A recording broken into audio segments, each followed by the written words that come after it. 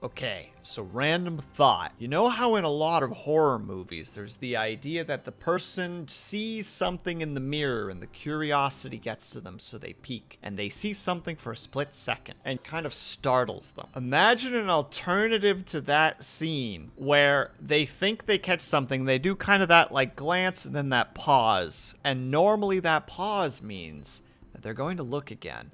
But they're like, I'm too busy for something like that right now. Even if there should be something, I got things to do. And they like pick up a load of laundry and like walk out of the bathroom. What if the spooky, scary thing needs to be seen in order to progress with its plans of haunting? And now suddenly the shoe's on the other foot. Suddenly now the spooky ghost now needs to like constantly be trying to get this busybody's attention so that they could actually continue with the haunting.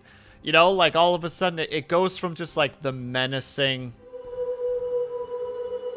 stare at the freaking mirror and the person just like catches it but doesn't react to it. Like they're just like, oh, I have other things to do. And then it kind of becomes like,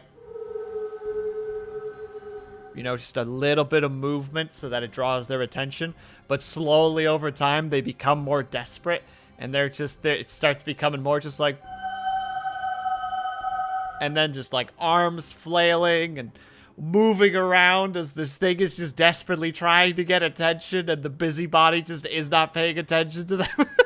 Why won't they just look at me? How am I supposed to go through the ghost's training manual properly if they don't look at me? Their steps. They open up this little like pamphlet called like Haunting 101. Step 1, you make the lights flicker. Step 2, you stand in a position where they can see you in a mirror and then they look at you. Step 3, well, you can't get to step 3 until you do step 2. I'm stuck on step 2. And then it just turns into this whole story about this ghost who like gets so frustrated that they just become depressed and they have to go to like therapy for it, to like, you know, like Ghosts Anonymous, where they're all sitting there just being like, my target was a busybody and was just constantly busy and would just not look in the mirror.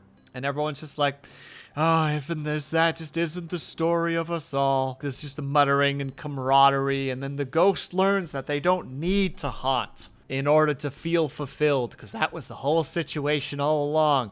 And that's how you get like a second Casper the Friendly Ghost.